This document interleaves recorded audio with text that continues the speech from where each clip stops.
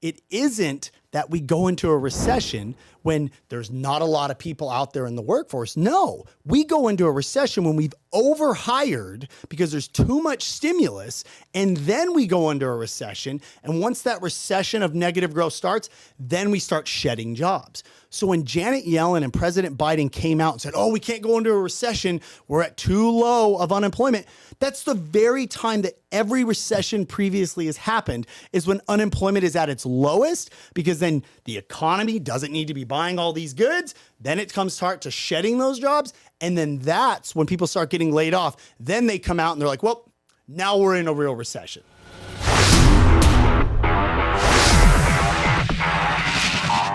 Well, hello, everybody. Welcome to Our Watch. I am Tim Thompson, and I am glad to have you on the program today. We are joined today with Brian Decker. Brian, glad to have you on the program. Absolutely. Thanks so much for having me, Tim. Yeah, we've had you before. I'm very grateful to have you a part of what we're doing. Love your insight into what's going on financially with the world. There's a lot going on right now. We've been changing definitions across the board on everything in our culture. Now our president is trying to change the definition of recession.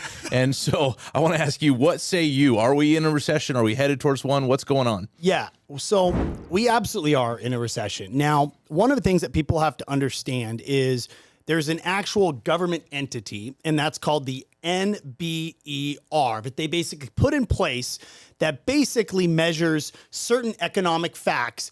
And they basically call the game once not only that the game has been over, but we've had, it'd be like if we play the Super Bowl is always on a Sunday, right? Well, imagine if the end of the Super Bowl is on Sunday and they sat on the score, and then we had ESPN the following Sunday say, okay, the final Super Bowl score is X, Y, and Z.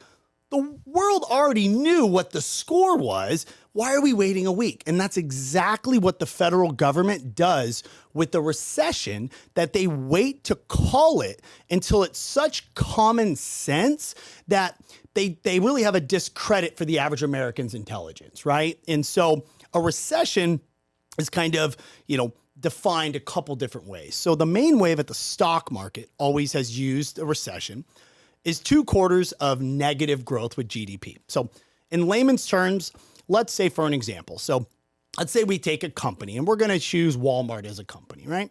And let's say that Walmart does sales in the 4th quarter of 2021 of $100 million, right? And then in the 1st quarter of 2022, they do 100, instead of 100 million, they do 90 million, okay? So it's declined by 10%. Now, Walmart still had sales. They didn't go out of business, but their sales are declining. And then they do the 2nd quarter of 2022, and Walmart reports now it's 85 million in sales. So we had 100 million, then we went to 90 million, then we went to 85 million. So we've had 2 quarters, or roughly 6 months of time, where the company declined in its sales. And that's exactly what GDP is. GDP is basically the country's revenue that's being brought in, right? From not only consumer activities, but also exporting and all manufacturing and all those things. Well, we just had the end of the 2nd quarter of 2022 just finished. And so the Atlanta Fed, which is kind of the outlier, they're the ones I actually really like because they call it the truth of it. They came out and said, hey, we had negative growth in the 1st quarter and we had negative growth in the 2nd quarter, but we can't call the game yet. We need to revise our numbers a couple more times, reach agreement with the other Fed offices, and then we're going to supply this information to the NBER, and then they're going to come out pretty much 90 days after the quarter ended and then say, hey, we're in a recession. Right? Yeah. So I do some math. You say 90 days after that, that puts us into August, September, October, just before the general election. Yep. The midterms. Yep. Yeah. And that's what they're going to do. And I think that's why we had President Biden come out and he's trying to redefine this definition of a recession. And I think one of the things that really, when I try to be, very respectful of everybody, but there's just some things that when they're said, that if you don't stand up and provide a level of truth, like it should eat at your core as a human being, right? And so when President Biden came out there and says, I don't see how a recession would happen. And then Janet Yellen comes out and says, oh, there's no way we're going to have a recession with employment rate this high. We have such low unemployment. And it's laughable because every single recession does not begin when unemployment is high. What actually happens is a recession begins when unemployment is at its lowest. For the reason, what did we just go through? We went through a period of time where we kind of entered in a recession with COVID. And then we had all this stimulus get thrown on us that everybody was buying second homes and RVs and cars. And why? Because we had the federal government come out and said, hey, I don't care if you lost your job or didn't lose your job. All you got to do is call your mortgage company and say, hey, I'm going through a little bit of a hard time. And they're going to say, hey, don't worry about making your mortgage payments for 12 months, 18 months, or 24 months. So truthfully, the average American, if you give them an opportunity to not make their most expensive payment every month, and you tell them that, hey, we're just going to throw it on to the back end of your loan, do you think those people are going to go out there and say, no, my job's okay. I don't need to do this? No. What are they going to do? They're going to be like, oh my gosh, I have an extra $3,000 a month. Well, I could probably use some new things on Amazon. We've always wanted that new boat. We've always wanted that new RV. Interest rates are so low. We just got a big PPP check. Might as well go out and spend that too, right? So we don't have to pay that back. We don't have to pay that back. Right. In our economy in the U.S., we are not like, so my grandpa and my great-grandfather, they were the great generation of America, right? They grew up on back-to-back world wars. We took over the world as a powerhouse of building, cars, building airplanes. We had Boeing, we had Ford, we had General Motors, right? And we had all these things. But what we do is we kind of got lazy as a generation, kind of from the baby boomers and then to, Gen X and now millennials and all these things. And so what we've had happen is we've outsourced all the things that we consume, and rather being a producer of goods in America, we're a consumer of goods. And so our economy now, we are built, 70% of all the revenue we generate as a country is from us buying goods from other people and spending it at retailers.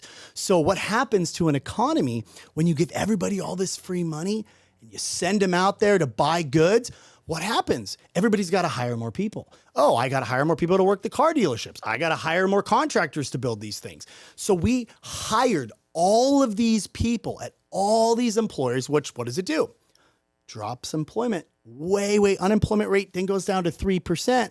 Well, what happens when the free stimulus stops and everyone can't keep spending at these amounts? Well, we're like, oh, shoot, as an employer, well, I guess I don't need all the extra 30% of employees I hired when all this free money came out.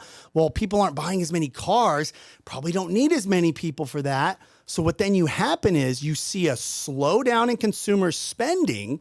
Well, we have to notice that slowdown. And then what do companies do? They say, I probably shouldn't hire a bunch of people. I'm going to start with a hiring freeze. It's what Apple just did, okay? We say, no more, I'm not going to hire anybody. First time Apple's ever done that in the history of Apple, okay? Hiring freeze. Then they get their numbers, which Apple's going to report their numbers this week. And if they're not doing very well, then they come out and they start laying people off. Well, it isn't that we go into a recession when there's not a lot of people out there in the workforce. No, we go into a recession when we've overhired because there's too much stimulus, and then we go into a recession. And once that recession of negative growth starts, then we start shedding jobs. So when Janet Yellen and President Biden came out and said, oh, we can't go into a recession, we're at too low of unemployment, that's the very time that every recession previously has happened, is when unemployment is at its lowest, because then the economy doesn't need to be buying all these goods. Then it comes to shedding those jobs. And then that's when people start getting laid off. Then they come out and they're like, well, now we're in a real recession. Yeah. And so, I mean, like you said, the average American can see we're in a recession. We see all the signs of it, and we're starting to see that affect many areas of our lives. Homeowners or prospective homeowners, people who are trying to sell their homes. The real estate market is definitely taking a shift right now. Tell us what you're seeing as far as the real estate market. Absolutely. And so, my background, I've been in the mortgage and real estate industry. I owned a mortgage bank for the last 19 years. I own a lot of rental properties. And so we lend in about 9 different states. So I've seen pretty much a good mixture of everything from the hot Florida markets to the California markets to Arizona to Tennessee to more stable markets like Virginia and Ohio. And here's what we're basically seeing is we got to a period of time that when the Federal Reserve came out and said, hey, we are going to start buying as many mortgage loans as possible. So let's say that, there's 10 of us in a room and we have a bank come in like Bank of America, and they come into this meeting and they say, hey, anybody want to buy 30-year fixed mortgages at 3%?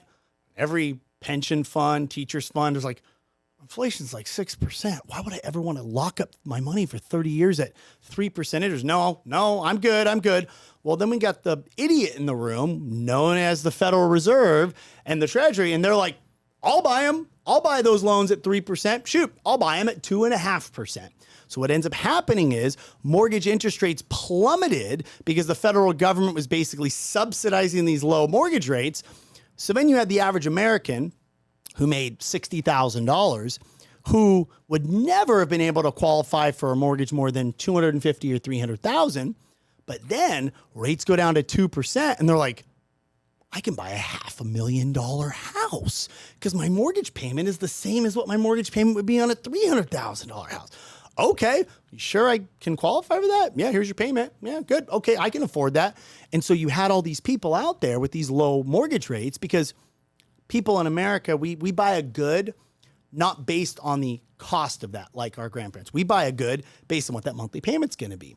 So we had for 2 years these extremely low mortgage rates, causing the average home in America, the median house price across the country, to go from $270,000 at the beginning of the pandemic to reaching an all-time high in June of $430,000. They literally went up almost 70% in 2 years. And then what we saw the Fed do is once they started realizing inflation's getting a little too hot, no longer did they decide to be the idiot in the room. They're like, they didn't even show up to the room anymore. They made an announcement in November and said, we're not going to those auctions. And then what was left is all the sane money, these pension funds and hedge funds that are like, I'm not lending rates at 3%. Right. Like, no way. Like, inflation's 9%. Then we saw mortgage rates double in 3 months. The average mortgage payment in America that was only $1,100 a month, which I know for us in California, that seems unrealistic, but we have to remember we're an expensive market, right? $1,100 a month went up to $2,100 a month in 6 months. They almost doubled, which then as soon as you feel that, those average person whose income doubled in the last 2 years, not the average Americans, right? They have less buying power. So what we saw is just this break get pulled. And all of a sudden, we've seen in the last 90 days, buyer traffic through open houses dropped by 70% from the beginning of the year. Pending home sales right now are at their lowest levels since 2008, okay? Meaning the amount of homes that are going to be closing this month. And we have seen inventory across the United States just since the beginning of the year go up 75% in the beginning of the year. So most people are like, oh my gosh, this is terrible. No. When you have this unrealistic growth of home prices, you have to cool it off. What goes up super fast has to come down super fast. And so kind of giving the average person an outlook, if you are wanting to be into the market to buy a home, note that you now, the buyer, you are in control. So if you see a property that you're like, hey, I really need to buy this home, my rent keeps going up, you could probably get that home. If I was going to be a betting man from right now to the end of the year, you'd probably get a 10% discount on average off that home. And the good thing is don't be alarmed, everybody. Mortgage rates obviously aren't going to stay elevated because, as you pointed out, we got midterms coming up. And the biggest thing that going into the midterms that the Democratic Party does not want is record high inflation, increasing unemployment, completely unaffordable housing, and mortgage rates at 6%. So my personal belief is the Fed is going to hike rates again tomorrow or Wednesday, right? Then what they're going to do is they're going to probably hike Fed funds rates one more time. And then at the end of the year, they're going to have to come out right in about November time and say, hey, The economy has cooled off. We've done our job curbing inflation. Right. Let's pause this. And then in March and April, they'll start cutting rates. And that's the way mortgage rates work. And so once they get officially in a recession, in between 6 months and 9 months into the official recession, we always see mortgage interest rates drop by about 30% from their peak. So definitely, I think it's going to be a little bit of pain for 12 to 18 months. But with the average American having a mortgage rate on their home at 3.5%, their payment is a fixed rate payment. It's not like what we had in the crash of 2008, 9, and 10, where 60% of Americans had adjustable loans. Right. And so the problem with housing right now is not that people, aren't able to afford their mortgage payment. It's people are not able to afford to move up to the nicer house any longer. So they're sitting comfy at their $1,500 a month mortgage payment when they can't even rent that same house for $2,500 a month. So we're just going to see no buyer demand, but we're also not going to see a flood of listings hit the market because where are they going to go? Right. So that's kind of what we're kind of seeing right now. So with all of that in mind, we're definitely in a recession. It's going to get worse. Yes. What do you predict over the next 12 months? And based on what you predict, what do you think our listeners should be doing? What could they do to prepare? How can they set themselves up for success? Yeah, no, absolutely. So I definitely think things are going to get much worse. Now, I don't want you guys to panic because we are not going to go into a Great Depression. We have a lot of backstops that have been put into place since the collapse in the 1930s. And that's what a lot of people don't realize is if you study history, and that's what I do, I love history, is what we saw the roaring 20s with just this insane amount of free stimulus. That was the first time that the average American could invest in publicly traded companies. And we saw this massive crash in the stock market. And what we're going to see right now is a lot of those backstops have been put into place. So what we're going to see is we're going to start seeing unemployment numbers dramatically tick up because we are in an economy that is built 70% on us spending money. Okay. And people are not going to be spending money the same way. We're going to see earnings of these big companies come out. I think we're going to see probably as much as about another 20% could shed in the stock market. I think that things are going to be pretty not fun for the average person. But if you have a mortgage and it's a fixed rate and you have a low payment, stay put. Number two is if you are looking to invest in properties, do not lump sum into anything right now.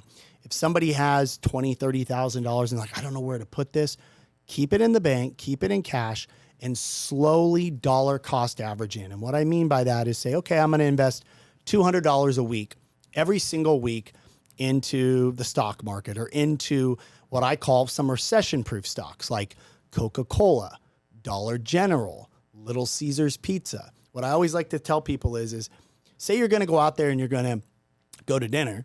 Well, think about what you would go to dinner if you got a raise, and then think about if you're going to go to dinner and you're going to go with a family member that you know doesn't have a lot of money and you don't want to make them feel uncomfortable. Whatever you would go in that place, those are the companies you need to be investing in because they're going to continue to do well. And so what you have to expect is most people look at how do I try to invest to make money in a recession? And you need to think about the opposite. People's best investment that they could ever make is to create disposable income by eliminating their expenses. And so what I always tell when I meet with families, friends or families like, Brian, I need to kind of get my finances in order. And even though I'm not a financial planner, I obsess about this kind of stuff, is I tell everybody, it's the bank statement rule. Take your last 3 months of bank statements, print them out, grab a green highlighter, a blue highlighter, and a yellow highlighter. Take your blue highlighter and go through your bank statements and highlight everything that you need to survive on. Your mortgage payment, maybe your single car payment, your medical insurance, your house insurance, your cell phone bill, and highlight all those items. Then take your green highlighter and be like, well, these are things that I'm nice to have, but I got to have groceries, but maybe I don't. I could probably cut these down, but I would really like to not do that at first. Like, maybe the second car, those types of things, and highlight those in green. And then lastly, take a yellow highlighter and highlight every single thing that, I don't want to be gruesome, but like say one of your kids or your spouse got really sick and you needed to pay for medical bills and you had to really, really sharpen your pencil. Highlight everything in yellow that you don't need to survive. And then what you want to do, all those things in yellow, go and cut them out. Because I'm telling everybody, mark my words, that I think over the next 12 months, things are going to get a lot worse in terms of, just people feeling that crunch. Inflation is not going to come down that super fast. There's too much money in the system. Prices are going to take a while to balance out. And then take all those things, add them up in yellow, get that summary amount. And now don't change your patterns. Don't go out there and be like, oh, I just saved $600 a month. Let me go buy a new car. No, take that $600 a month that you just saved, and I want you to set up an auto pay draft into a savings account. Treat it like it's an expense. People they don't treat investing or saving like an expense. It's like, oh, well, if I have enough money left over, then I'll save. No, treat it like your mortgage payment. And remember, if that's going out of your account every month, then you're going to give yourself a nest egg, because I'll be very honest with people. If somebody right now does not have at least 3 to 4 months of an emergency fund, go through your bank statements, get aggressive, cut those things out and get that started, because they are not going to be turning on the stimulus faucet for probably another 12 to 18 months. That's great advice. I mean, what you're saying is totally biblical. Live within your means, and be a good steward of the resources God has given you. And I think it's something that we as Americans haven't done a good job of. We've created this consumer mentality, and, you look at the generation, our grandparents' generation, that great generation, the greatest generation, and just their attitude towards buying things. You were talking about, financing a mattress or something, like these things that people finance. It's like, look, if you can't afford it, don't buy it. Yeah. And I went to recently had the opportunity to kind of speak with Tony Robbins. And one of the things I was asking him just kind of backstage, and I talked to him and I said, I have a question for you. You obviously do very, very well. You're worth hundreds of millions of dollars. But when you were growing into that wealth, when did you make the decision to, hey, I'm going to buy this jet, or hey, I'm going to go and invest and buy this hotel, or hey, I'm going to build this lavish home? When did you make that decision that you thought you would be okay financially? And he goes, when I could buy 2 of them.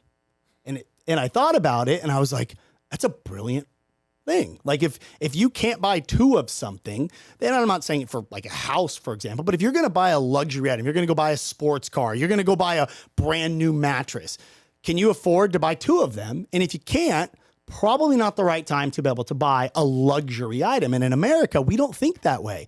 We're like, okay, well, if we don't go on a vacation this year and we cut back and maybe only go out to dinner once a week, okay, we can probably squeeze this boat payment in, right? Right. And it's like people have a boat payment and an RV payment, but they're not even putting any money away from retirement. And yet the average American is now going to live in probably 5 or 6 years. We're not going to live to 72. We're going to probably live to our mid to late 80s. So now we got to have the retirement to live for 30 years after we retire. So how are you going to make that do if you don't even start saving to retirement till 10 years before you retire? Right. Right. And it's just, unfortunately, it's the lack of what I know you're a really big proponent of, is educating in public schools, right? We spend all this time teaching CRT and teaching all these random Edgar Allan Poe, but we don't teach kids credit, savings, balancing a checkbook. Why not? Right. Yeah. These things that are essential to being a good steward of the resources we have. Yeah.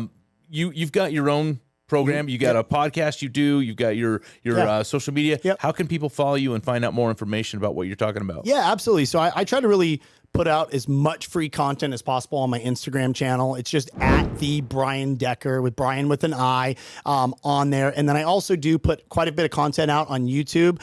It's just Dollars with Decker is the YouTube. And I try to just do as much free content as possible out there. As obviously being born and raised here, I never really realized the lack of financial IQ that we embed in our individuals, especially as our youth at a young age. So I've kind of just made it, kind of my burning passion. I love to teach and love to do it. And, I just see any way I can ever take a lesson that I've learned from a mentor myself and pass it on. So like I said, I try to make it simple and bite-sized so people can, kind of have some quick wins for their life. Yeah.